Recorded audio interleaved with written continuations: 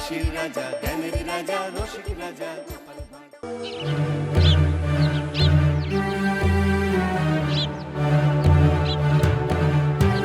দাঁড়া, তোদের হচ্ছে।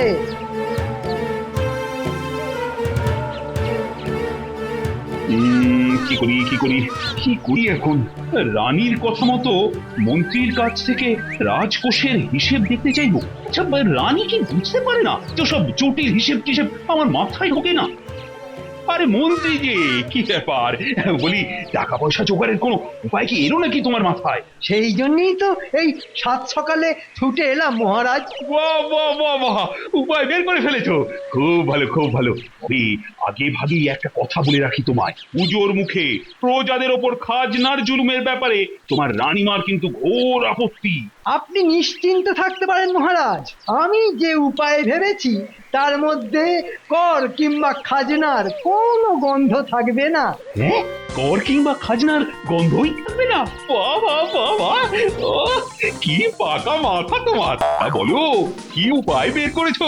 বলবো বলবো, কিন্তু তার আগে বলুন তো, এই টাকা আদায়ের ব্যাপারটা রানীমার কানে গেল কি করে? আলোচনাটা তো হয়েছিল মাত্র গতকাল এবং রাজসভার মধ্যে। তাও তো বটে। এই কি করে গেল বলো তো? নিশ্চয়ই কেউ গোপনে রানীমার কানে লাগিয়ে দিয়েছে। কিন্তু কি লাগালো বলো তো? কে আবার? আমার মনে হয় এ কাজ গোপাল ছাড়া আর কারো নয়। কথাটা খুব একটা মিথ্যে বলুন। গোপাল কিন্তু ঘোড়া ডিঙিয়ে ঘাস খাচ্ছে মহারাজ। ঠিক আছে, ওর ব্যাপারটা আমি না হয় পরে বুঝে নেব। এখন তুমি চটপট বলো তো, কি মতলব বের করেছো? আগে জরিমানা মহারাজ। জরিমানা? আগে ধরুন, আজ থেকে রাজ্যে কিছু নিয়ম কানুন মানে আইন জারি হবে। যারা মানবে না তারা জরিমানা দিতে বাধ্য থাকবে, অনাদায়ে কারাদণ্ড। খুব ভালো খুব ভালো। ইদানিং তো দেখতে পাচ্ছি কৃষ্ণনগরে আইন কানুন বলে আর কিছুই নেই। তারপর বলো বলো, কি কি আইনের কথা ভেবেছো তুমি? এই যে মহারাজ, এই যে এই কাগজে সব লেখা আছে, ধরে নিন এটা আপনার আদেশপত্র। যাক, মাথা মোটা রাজা বাবু তাহলে মনে ধরেছে দেখছি। আহা, কি আইন বের করেছো মন্ত্রী, কি আইনটাই না বের করেছো। হ্যাঁ, আপনার পছন্দ হয়েছে মহারাজ? পছন্দ মানে খুব পছন্দ। সত্যি তোমার মাথায় যে এত বুদ্ধি, এর আগে তো বুঝতে পারিনি মন্ত্রী। এ দোষ আপনার নয় মহারাজ, এ দোষ আমার কপালে। দুঃখ কি জানেন, কেউ আমাকে ঠিক বুঝতে পারে না। সকলে ভাবে যে আমি শুধু আপনার ক্ষতি করতে চাই, কিন্তু আমি যে আপনার কত বড় শুভাকাঙ্ক্ষী। যাকে যাক যাক যাক, ওসব বোঝাবুঝির কথা যাক। এই নাও তোমার পুরস্কার। এটা কিন্তু আসল বাদশাহী হিরে। কি তুমি খুশি তো? খুব খুশি মহারাজ, খুব খুশি। আমার খুশির তো এই শুরু মহারাজ। দিন মহারাজ, এখন চটপট এই আদেশনামায় আপনার রাজমোহর লাগিয়ে দিন।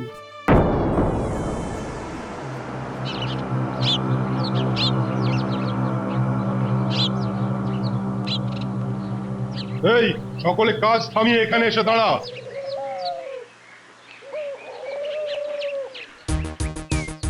কেন সেনাপতি মশাই? মহারাজের নতুন আইনের প্রথম লাইনেই লেখা আছে, প্রশ্ন কম, বাধ্যতা বেশি। মহারাজের নতুন আইন কবে হলো?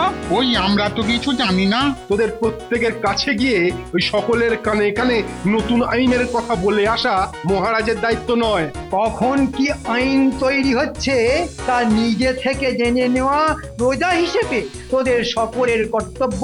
ঠিক আছে ঠিক আছে, নিন নতুন আইনের কথা কি বলবেন বলুন। সকলে এখন 10টা করে টাকা দে। কিসের জন্য দেবো? তোদের জরিমানা। কেন? কেন জরিমানা কেন? কি করেছি আমরা? এই যে খালি গায়ে ঘুরে বেড়াচ্ছিস, তার জরিমানা। জানিস না সভ্য দেশে খালি গায়ে থাকা অসভ্যতা? ভারী আশ্চর্যের কথা শোনাচ্ছেন তো। আমরা চাষাভূষো মানুষ, আদুল গায়ে মাঠে কাজ করব না তো কি রাজা রাজরার মতো ধরা চুরো করে ঘুরে বেড়াবো? তোদের আরো 5 টাকা করে জরিমানা বাড়লো। কেন জরিমানা বাড়লো কেন? মহারাজের আদেশনামায় লেখা আছে প্রশ্ন কম বাধ্যতা বেশি, আর অবাধ্য হয়ে প্রশ্ন করার জন্য প্রশ্ন পিছু আরো 5 টাকা করে জরিমানা। কিরে প্রশ্ন করবি নাকি বাধ্য ছেলের মতো টাকা দিবি? এই টাকা কটা এনেছিলাম মাঠের কাজ সেরে কিছু জিনিসপত্র কিনবো। না, তা আর হলো না। আমি কিন্তু টাকা দিতে পারবো না, কেন দিতে পারবি না কেন? কারণ আমার ট্যাঙ্ক খালি। তাহলে হাজতে চ। তাই নিয়ে চলুন, ঘরে তো ভালো করে খেতে পাই না, কদিন না হয় পেট পুড়ে হাজতের ভাত খেয়ে আসবো। সে গুড়ে বালি, মহারাজের নতুন আইনে হাজতে কিন্তু কোনো ভাতের বন্দোবস্ত নেই। হা ভগবান, সে কি, এ কি রকম অলক্ষণে আইন?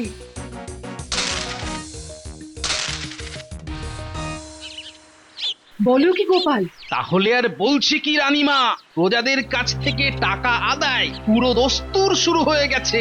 তবে কায়দাটা নতুন, খাজনার বদলে জরিমানার বাজনা। কি করা যায় বলো তো?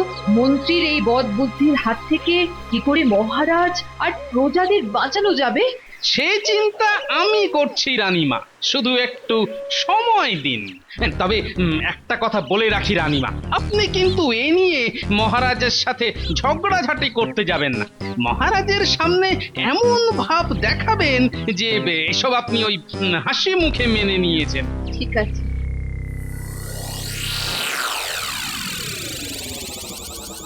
ভেতরে আসতে পারি মহারাজ?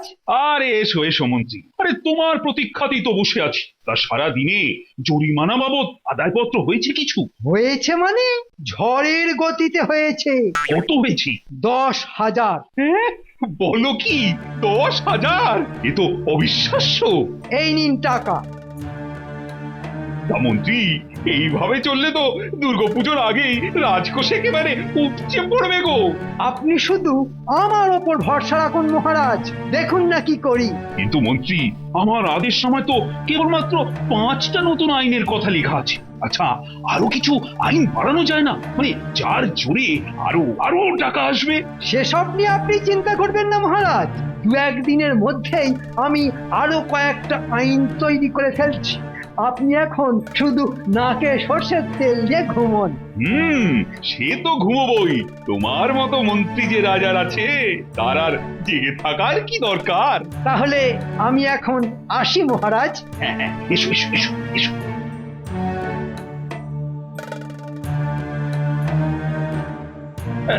এই টাকার থলিটা ওই সিন্ধুকে তুলে রাখো তো।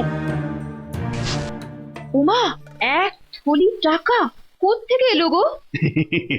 এ কিন্তু খাজনা আদায়ের টাকা নয়। সত্যি? সত্যি সত্যি সত্যি, একেবারে 3 সত্যি। আরে আমি কি আর বুঝি না যে জোর করে খাজনা আদায় করলে তুমি কতখানি অসন্তুষ্ট হও?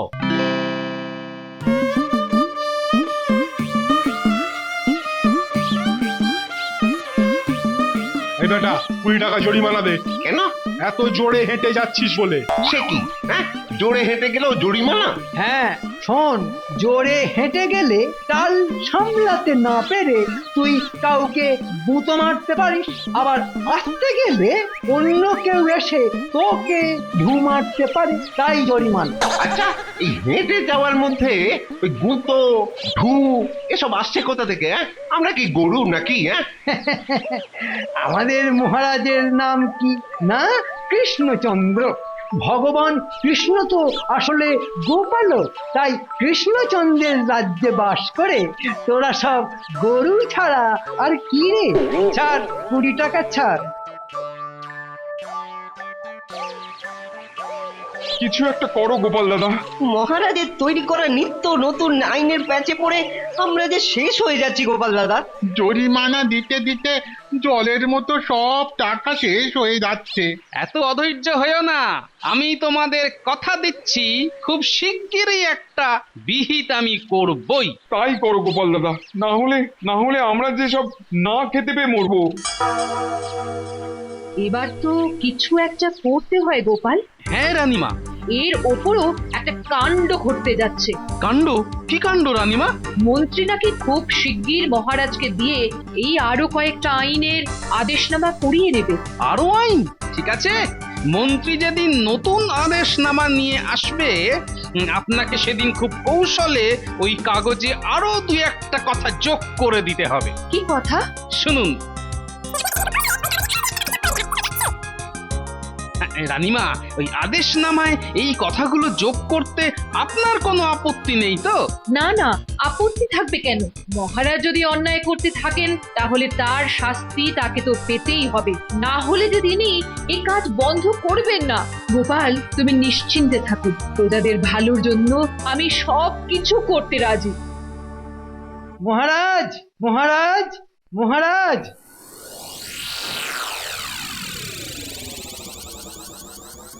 যা, মহারাজ তো ঘরে নেই, গেলেন কোথায়? মহারাজের নতুন আদেশনামায় রাজমোহর লাগাতে এসেছেন তো? দিন, আমাকে দিন, আমি লাগিয়ে আনছি। আপনি? হ্যাঁ, আমি। কেন, আপত্তি আছে? আসলে মহারাজের মাথাটা একটু ধরেছে, তাই ঘরে শুয়ে বিশ্রাম নিচ্ছেন। তবে আপনি কিন্তু খুব ভালো কাজ করেছেন। রানীমা তাহলে আমার ওপর খুশি হয়েছে? আমার কাজে আপনি তাহলে খুশি রানীমা? বাহারে, খুশি হব না? রোজ থলি থলি টাকা আসছে ঘরে। দিন দিন দিন, কাগজটা আমায় দিন।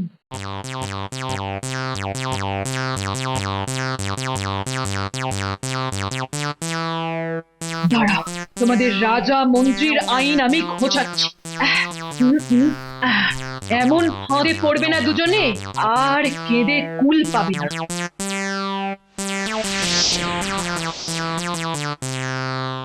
নতুন আদেশনামা রাজসভায় যাবে আর ক্যাক করে। হ্যাঁ, এবার বুঝবে গোপাল, জরিমানার জল কাকে বলে। এ তো খুব ভয়ঙ্কর কথা লেখা আছে এর মধ্যে। না না মন্ত্রী মশাই, এ কাজ আমার দ্বারা হবে না। সেনাপতি, মহারাজের নতুন আইনের প্রথম লাইনে লেখা আছে, প্রশ্ন কম, বাধ্যতা বেশি। কথাটা ভুলে যেও না। ঠিক সময়ে রাজসভায় এসে যা করার তা করবে। কিন্তু কাগজটা কি আপনি ভালো করে পড়েছেন? নিজ বোধ। ওরে, আমি লিখেছি আর আমি পড়বো না? হ্যাঁ, যা যা, বাজে কথা না বাড়িয়ে কাজে যা। তাহলে এবার থেকে সকলে পুজোর কাজে লেগে পড়ো। নতুন আইন করে অনেক টাকা এসে গেছে রাজকোষে।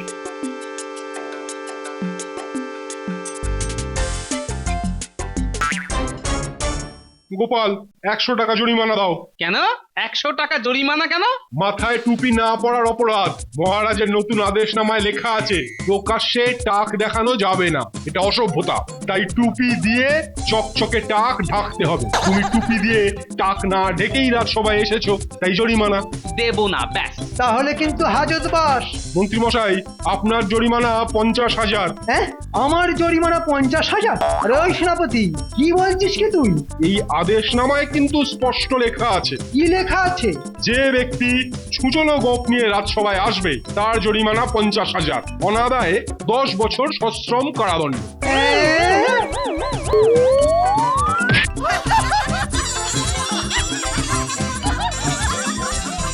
কিছু মনে করবেন না মহারাজ, আপনার জরিমানা ওই 1,00,000 টাকা, অনাদায় 25 বছর হাজতবাস।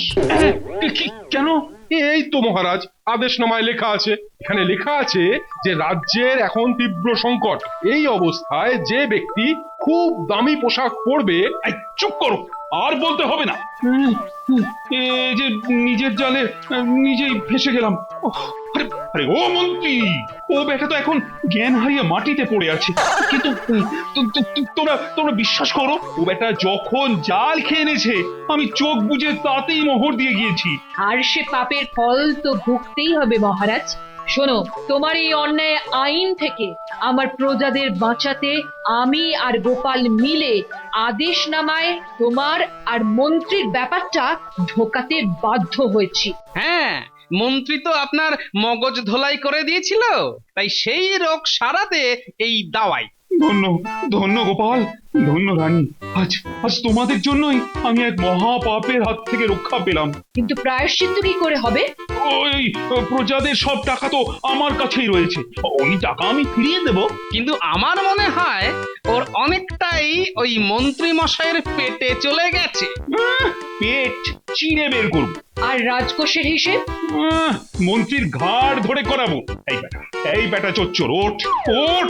অজ্ঞান হয়ে যাবার পর পুরনো সব কথা আমি ভুলে গেছি মহারাজ। চিন্তা করো না, পিঠে ভালো করে দুঘা পড়লেই না সব কথা মনে পড়ে যাবে। নয় রে চচ্চর, হ্যাঁ।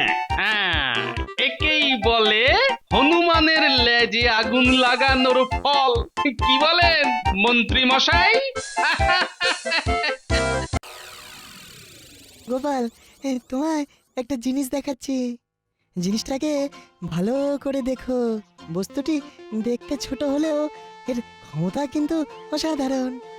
এই বস্তুটির ওপর তুমি যতটা চাপ দেবে, সেই চাপ 20 গুণ করে এই বস্তুটি ফিরিয়ে দেবে। একটা বিজ্ঞানের যন্ত্র আবিষ্কার করব বলে এই বস্তুটি আমি আনিয়েছি। কিন্তু এই জিনিসটির সাথে আমার লাফানো প্রতিযোগিতার কি সম্পর্ক? আছে আছে গোপাল, তোমার দুপাটি জুতো নিয়ে তুমি কাল আমার এখানে এসো। আমি তোমার জুতো জোড়ার শুকতলার ভেতরে এই রকম দুটি বস্তু লাগিয়ে দেব। তারপর দেখবে কি হয়। চাপ দেবে অল্প আর লাফিয়ে উঠবে অনেকটা। কেমন, ভালো না? তাই নাকি? তাহলে কালই আসবো। তবে ওই জুতো জোড়া হাতে পেলেই লাফানোর অভ্যাস কিন্তু বন্ধ করে দিও না। লোকে যেন বুঝতে পারে তুমি খুব ঘাম ঝরিয়ে অভ্যাস করে যাচ্ছ। তারপর আসল কলকাঠি তো নাড়বে আমার বিজ্ঞান।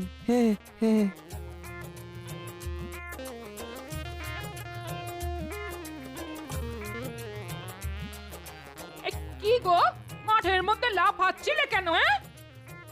তা তোমার মতি গতি ঠিক বুঝতে পারি না বাপু।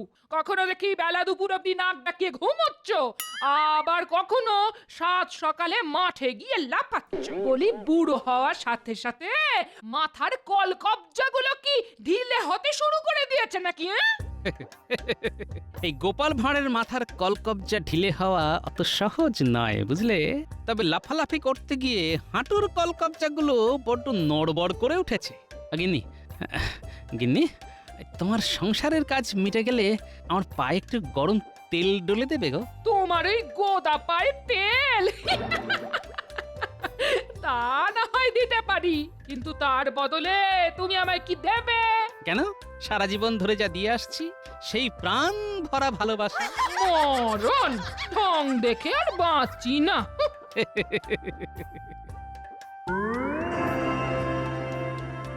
নাও, এবার পায়ে পড়ে দেখো। এবার অল্প করে লাফাও। অল্প করে। বাহ বাবা বিজ্ঞানী, তোমার বিজ্ঞানের কি মহিমা! এরকম ছোট ছোট দুটো বস্তু আমার মতো চলমান একটা ভারী বস্তুকে মাটি থেকে এতটা উঁচুতে তুলে দিল। এই জুতোই তোমায় লাভ প্রতিযোগিতায় জিতিয়ে দেবে গোপাল। আর বলতে তোমায় যে কি বলে ধন্যবাদ দেব। আগে যেত, তারপর না হয় একদিন পেট পুড়ে খাইয়ে দিও। খাবো খাবো, পেট পুড়ে খাওয়াবো। আচ্ছা তাহলে আসি বিজ্ঞানী। এসো, তবে খুব সাবধান। এই জুতোর কথা কেউ যেন জানতে না পারে। তুমি কোনো চিন্তা করো না, রোজ আমি এমনি জুতো পায়ে দিয়ে লাফ অভ্যেস করব। শুধু প্রতিযোগিতার দিন এই জুতো পরে যাব আর মন্ত্রীর মুখে ঝামা ঘষে দেব। কি যে আনন্দ হচ্ছে না! লাফাবো অল্প আর উঠে যাব অনেকটা।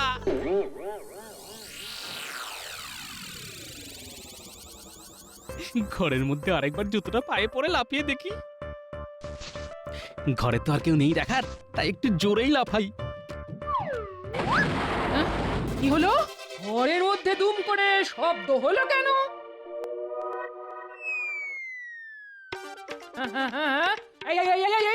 ওটা কে? স্কন্ধ কাটার মতো চাল থেকে ঝুলছে।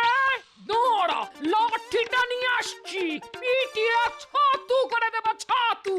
আমার ঘরের চাল ফুটো করে চুরি করতে আসো। লাঠি পেটা করো না গিন্নি, আমি আমি গোপাল। ভাগ্যিস কাত হয়ে পড়েছিলাম, সোজা পড়লে তো আবার চাল ফুঁড়ে ওপরে উঠে যেতাম। আরে বাবারে, কি জোর লাগলো। সেসব পরে শুনবো আগে বলো তুমি চাল ফুঁড়ে ওপরে উঠলে কি করে? হ্যাঁ সত্যি কথাটা তো বলা যাবে না। কি গো চুপ করে আছো কেন? হ্যাঁ জানি না গো গিন্নি, জানি না। জানি না মানে? বলি চাল ফুঁড়ে উঠলে তুমি আর জানবো নাকি আমি? না না তা না, বুঝলে গিন্নি কি বলবো তোমায়, সবে ঘরে এসে দাঁড়িয়েছি, আমি কে যেন ধরাম করে এক ধাক্কা মেরে আমি কিছু বুঝে ওঠার আগেই আমাকে চালের উপর তুলে দিল। এ কি গো, কি বলছো কি তুমি? কই কই কই আমি তো ঘরে এসে কাউকে দেখতে পাইনি। তার মানে অদৃশ্য কেউ? ও গো, কে কোথায় আছো গো? আমার ঘরে দানো ঢুকেছে। ও মা, এখন কোথায় যাব গো? আমার ঘরে দানো ঢুকেছে গো। চুপ চুপ চুপ চুপ চুপ, একেবারে চুপ। ওরে বাবা, ও টানা টানা দুদিন চুন হলুদ লাগিয়েও তো হাঁটুর ব্যথা কিছুই কমলো না। হ্যাঁ, এদিকে 7 দিনের 3 দিন তো কেটে গেল। ও ও ওরে বাবা, হাঁটুর ব্যথা না কমলে লাফানোর অভ্যেস করবো কি করে? হ্যাঁ ওরে বাবা রে, আর ঠিক মতো অভ্যেস না করলে গোপালকে হারাবোই বা কি করে? ওরে বাবা রে। আমাদের ডেকেছেন মন্ত্রী মশাই? এ বাবা, এই হাঁটুতে চুন হলুদ লাগাচ্ছেন কেন? বুঝতে পারছিস না? হয়তো কারুর বাড়ি চুরি করতে গিয়েছিল আর লাঠির বাড়ি খেয়ে। হতভাগা, এরকম কথা আবার বললে না এনে কান ছিঁড়ে নেব। রাগ করবেন না মন্ত্রী মশাই, এবারটা অবোধ, কোথায় কি বলতে হয় জানে না। তার চাইতে আপনি এখন বলুন কি জন্যে আমাদের ডেকে পাঠিয়েছেন। ও শোন, এখন থেকে গোপালের ওপর নজর রাখতে হবে, দেখতে হবে ও কোনো রকম লাফালাফি করছে কিনা। সে না হয় নজর রাখবো, কিন্তু মন্ত্রী মশাই, গোপাল হঠাৎ লাফালাফি করতে যাবে কেন? ওর কি ল্যাজ গজিয়েছে? মানে ওই মানুষ থেকে হনুমানে রূপান্তরিত হয়ে গেছে। হ্যাঁ, বাজে কথা ছেড়ে যা বললাম তাই কর গিয়ে। ঠিক আছে, তাই হবে মন্ত্রী মশাই। আমরা তাহলে আসি। হ্যাঁ আয়। যাই, খানিকটা লোক দেখানো লাফানোর অভ্যেস করে নি। 1 2 3। কিরে ঘটা, গোপাল তো সত্যি সত্যি হনুমানের মতো লাফালাফি করছে রে। হ্যাঁ, তাই তো দেখছি। এই গোপাল তাহলেই ভাঁড় থেকে হনুমান হয়ে গেল। মন্ত্রীর স্যাঙার দুটো এখানে কেন? তাহলে কি মন্ত্রী বেটা এদের পাঠিয়েছে? ভালোই হয়েছে, ওদের দেখিয়ে দেখিয়ে আরো একটু লাফানো অভ্যেস করি। 1 2 3। আরে বাবা, কি কষ্ট হচ্ছে রে, বুকে যে হাঁপ ধরে গেল। ওরে বাবা, স্বাদ কত এই মোটা শরীর নিয়ে লাফানোর চেষ্টা। চল মন্ত্রী মশাইকে গিয়ে খবরটা দিয়ে আসি।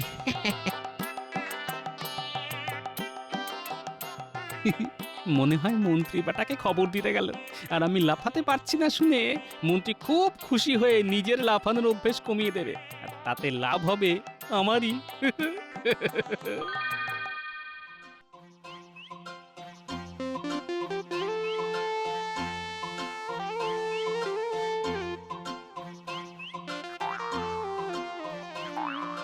দাদু, আজও লাফাচ্ছ?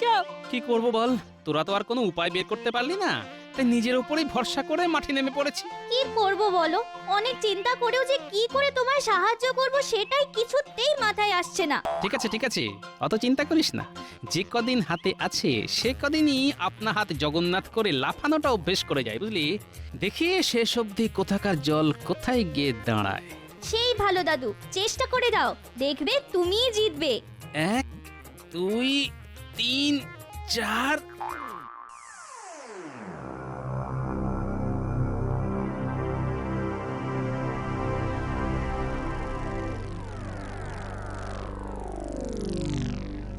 মন্ত্রী মশাই, মন্ত্রী মশাই, কিরে কিছু খবর আছে? খবর আছে মানে? যে খবর আনতে বলেছিলেন সেই খবর একেবারে হাতের মুঠোর মধ্যে ধরে এনেছি। বল, গোপাল কি লাফাচ্ছে? লাফাচ্ছে মানে হনুমানের মতো লাফাবার চেষ্টা করছে, কিন্তু বড্ড মোটা তো, তাই পারছে না। আর তাই যত না লাফাচ্ছে তার থেকেও বেশি হাঁপাচ্ছে। আর হাঁপাতে হাঁপাতে মাটিতে শুয়ে পড়লো। সত্যি কথা বলতে কি, হেঁপো রুগীর মতো গোপালকে অমন করে হাঁপাতে দেখে মনের মধ্যে একটু কষ্ট হচ্ছিল মন্ত্রী মশাই। আচ্ছা আচ্ছা মন্ত্রী মশাই, গোপাল হঠাৎ ওই লাফাতে শুরু করলো কেন? হ্যাঁ, কেন লাফাচ্ছে তাহলে খুলেই বলি। হ্যাঁ, সবকিছু খুলেই বলুন। কিচ্ছু কিন্তু ঢেকে ঢুকে রাখবেন না। শোন, মহারাজের ইচ্ছে অনুযায়ী আর কদিনের মধ্যেই আমার আর গোপালের মধ্যে লাফানোর প্রতিযোগিতা হবে। হ্যাঁ, বলেন কি, আপনার আর গোপালের মধ্যে লাফানোর প্রতিযোগিতা? হ্যাঁ, আর এই প্রতিযোগিতায় যে জিতবে মহারাজ তাকে 1000 টাকা নগদ আর 1 মাস ছুটি দেবেন। কিন্তু লাফানো অভ্যেস করতে গিয়ে আমার হাঁটুতে বড্ড লেগেছে রে। হ্যাঁ বুঝতে পেরেছি। তাই কাল ওই পায়ে চুন হলুদ লাগাচ্ছিলেন। চুন হলুদে কিচ্ছু হবে না। আমি আপনাকে হাড় ভাঙা গাছের লতা এনে দেব, থেতলে নিয়ে লাগালেই সব ব্যথা বেদনা হুস করে ভুস হয়ে যাবে। তখন আর আপনাকে আটকায় কে? তাহলে যা যা এক্ষুনি এনে দে। এনে তো দেব, তবে তার জন্য তো কিছু খরচা লাগবে। কত? এই ধরুন, বেশি না, ওই 50 টাকা দিলেই হবে। আপনার জন্য কমে করে দেব। 50 টাকা? এ তো দিনে দুপুরে ডাকাতি রে। হ্যাঁ, তাহলে ছেড়ে দিন, পায়ে চুন হলুদি লাগান। চল রে ঘটা, চল। আহা, রেগে যাচ্ছিস কেন? দেব 50 টাকাই দেব। দেব বললে চলবে না, এখনই দিতে হবে। কেন, দুদিন পরে দিলে চলবে না? কি যে বলেন, সেই কথাটা মনে নেই? আজ নগদ, কাল ধার, ধারের পায়ে নমস্কার।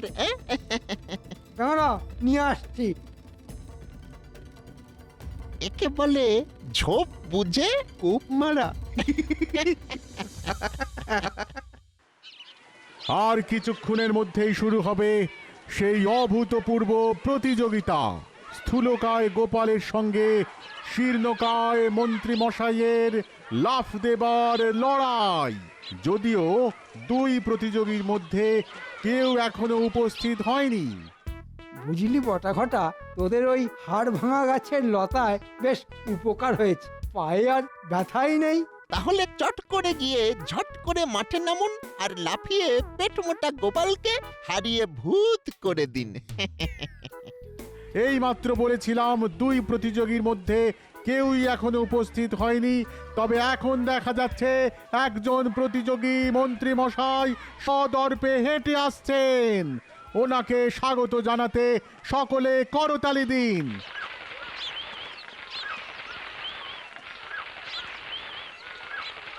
আচ্ছা সেনাপতি, মন্ত্রী তো এসে গেল, কিন্তু গোপাল?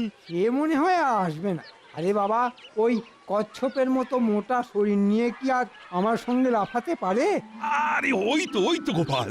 আমাদের অন্য প্রতিযোগী গোপালও এসে গেছে, অতএব পুনরায় করতালি। তাহলে প্রতিযোগিতা শুরু হোক। মন্ত্রী, তুমি যখন আগে এসেছো তখন তুমি আগে লাফাও। আমার কোনো অসুবিধে নেই মহারাজ। তাহলে প্রথমে লাফ দেবেন আমাদের প্রিয় মন্ত্রী মশাই। মন্ত্রী মশাই, মন্ত্রী মশাই, মন্ত্রী মশাই, মন্ত্রী মশাই, মন্ত্রী মশাই। না, যতটা আশা করা গিয়েছিল আমাদের মন্ত্রী মশাই তার হালকা শরীর নিয়েও ততটা লাফাতে পারলেন না। তবে চিন্তা নেই, স্থূল শরীর নিয়ে গোপাল হয়তো এর বেশি কিছুই করতে পারবে না। যাও গোপাল, এবার দেখাও তোমার কেরামতি। গোপাল দাদু, গোপাল দাদু, গোপাল দাদু।